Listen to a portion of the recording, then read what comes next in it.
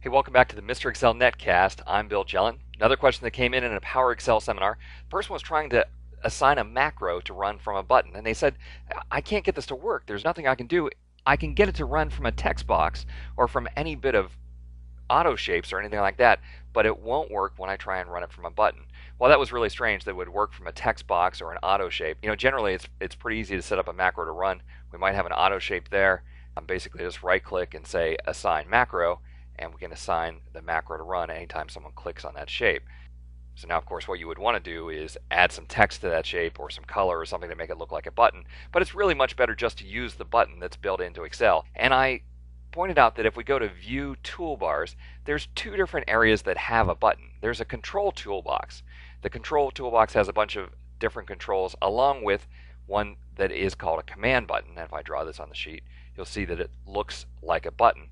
But you can't just assign a macro to that Command button. What we have to do is go to View Toolbars and say that we want to see the Forms toolbar. The Forms toolbar is much older, but actually simpler to use. There's a button there. When we choose that button and drag on the sheet, it actually comes right up and says, oh, hey, what macro do you want to assign?